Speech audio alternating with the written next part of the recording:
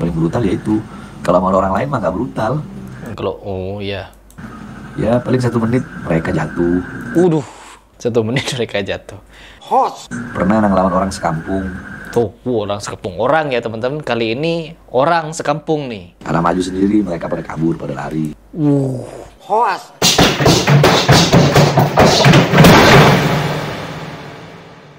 Ada pengakuan dari salah seorang Habib ya teman-teman, yang dimana Habib ini terkenal pemberani, gagah, dan juga lantang, berikut juga keras dan kasar, yaitu Al-Habibana Habib Bahar bin Ali bin Smith, yang dimana beliau memberikan statement atau pernyataan bahwa katanya dia pernah mengalahkan orang satu kampung. Atau bagaimana ceritanya itu saya tidak paham ya teman-teman.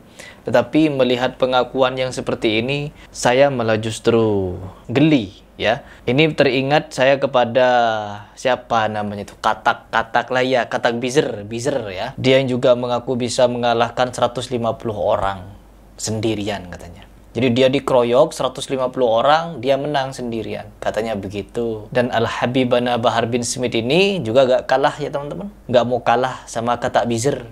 Yang dimana pengakuan beliau ini juga gak kalah luar biasa seperti itu. Tetapi di sini kita harus memberikan tanggapannya teman-teman. Ya, tanggapan. Agar apa? Agar kalian juga bisa tahu bagaimana mereka ini memberikan pengakuan-pengakuan yang menurut saya pribadi itu sudah masuk ke ranah tahayul.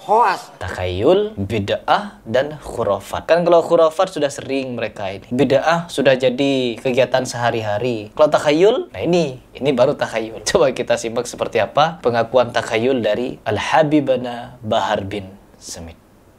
Adik kok disikat? Bukan, itu kan cerita kita lagi berantem. Lagi berantem teman-teman. Apa sih berantem begitu? Berantem apa? Saling bersinggung mungkin. Katanya kan tadi kan pertanyaannya paling brutal. Paling brutal. Saya fokus sama gambar yang ada di belakang dia ya. Siapa dah ini saya tidak tahu. Kenapa ada gambar itu di belakang Bahar ini ya? Kenapa itu? Paling brutal ya itu. Kalau sama orang lain mah nggak brutal. Kalau oh ya. Ya paling 1 menit mereka jatuh. 1 menit mereka jatuh. Ya bolehlah kita percaya, mungkin lawannya orang yang begini, tidak tahu bela diri, dan kemungkinan kecil daripada dia. Mungkin tinggi dia 170, berat badannya 70, terus lawannya hanya berat 30, terus tinggi badannya 130 gitu ya. Jadi iya masih kecil. Bisa paling. Pernah ngelawan orang sekampung. Tuh, orang sekampung. Orang ya teman-teman, kali ini orang sekampung nih. Karena maju sendiri mereka pada kabur, pada lari. Dia maju sendiri, yang lain kabur. Kampung mana Bapak? Kira-kira di kampung mana Pak Bahar? Ya, kita bisa datangi dan tanya ke orang-orang kampung itu. Ya barangkali hanya baru-baru ini yang terjadi. Terus pernah juga di jalan tuh di sana di depan. Karena pakai masker lagi Nyamar ya teman-teman. Jadi pakai masker. Ada mobil hampir nyerempet, anak kejar. Keluar dari mobil ada 5 orang. Besar. Oh, besar. Kalau ini besar ya. Lagi pakai masker, pas lagi pakai celana jogger lagi. Udah ngajar 5-5-nya. Ngajar teman-teman. Ya itu mah ada 3 menit lah. Cuma kalau anak sama adik-anak kemarin kan sampai setengah jam.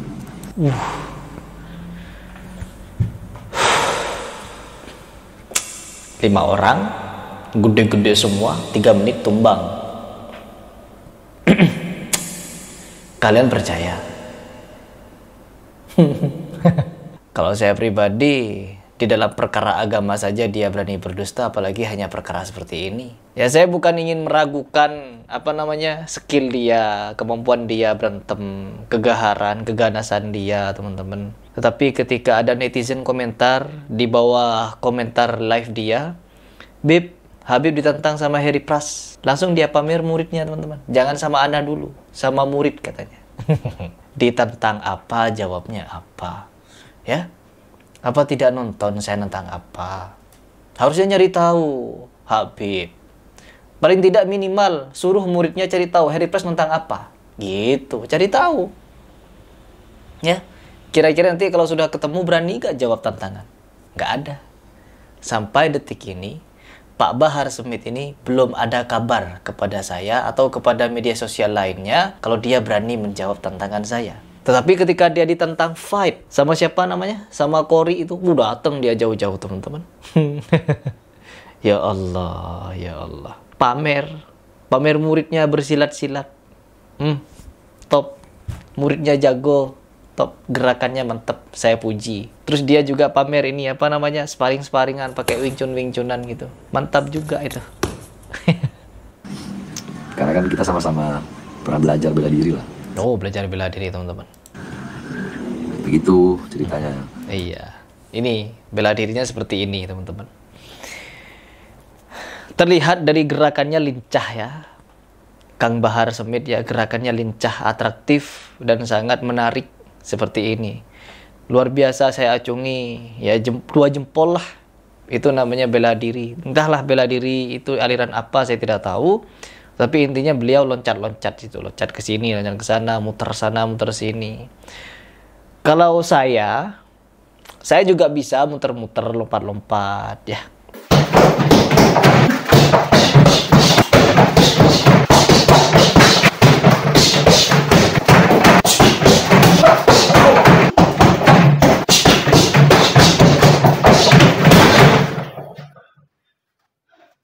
Saya juga bisa boxing, saya juga latihan, saya juga belajar Muay Thai, beberapa bela diri juga. Ya, cuman saya tidak mau ngaku-ngaku sesuatu yang tidak pernah saya alami. Contohnya mengalahkan orang sekampung, mengalahkan orang yang lebih besar dalam waktu 3 menit, ribut sama orang 1 menit tumbang. Nggak pernah. Kecuali saya pernah menceritakan kalau saya pernah ditodong gitu. Saya pernah ditodong dulu pakai golok teman-teman. Ditodong saya di daerah Palembang sana. Itu pun saya lari, ya. Saya tendang pergelangan tangannya itu yang nodong, terlempar itu golok.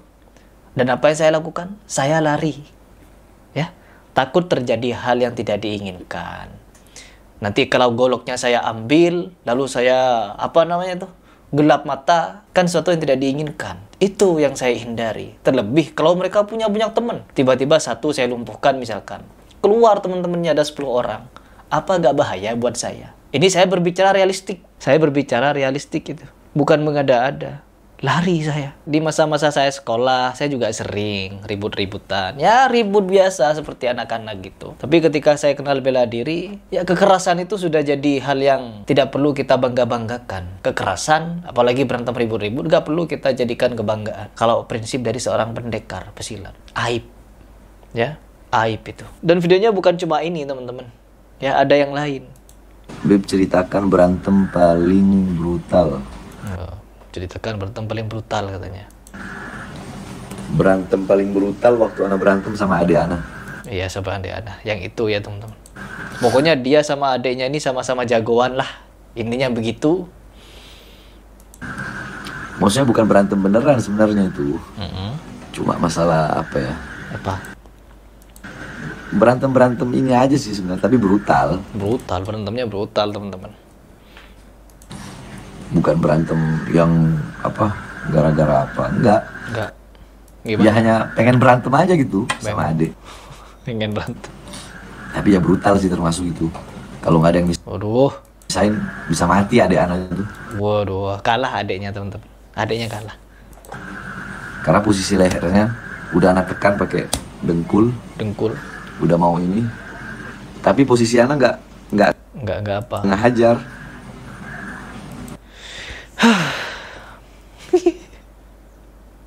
Dadah, capek ya, saya capek sebenarnya teman-teman. Aduh, semoga cerita-cerita seperti ini tidak kalian ambil hati, karena apa, orang yang paham bela diri bisa mengerti bagaimana cerita ini benar-benar terjadi atau enggak. Karena melihat gerakan Kang Bahar ini ketika praktek silat itu ya kita bisa menilai lah. Yang paham bela diri bisa menilai, yang paham seni ya, orang yang paham seni bela diri, keindahan bela diri bisa menilai. Orang yang paham seni combat ya, combat sport, bisa mengerti juga gerakan seperti ini bagaimana ketika diaplikasikan di dalam fight gitu. Pasti paham. Ya kalau kalian yang tidak paham, lihat saja saya ya. Lihat saja reaksi saya. Begitu saja.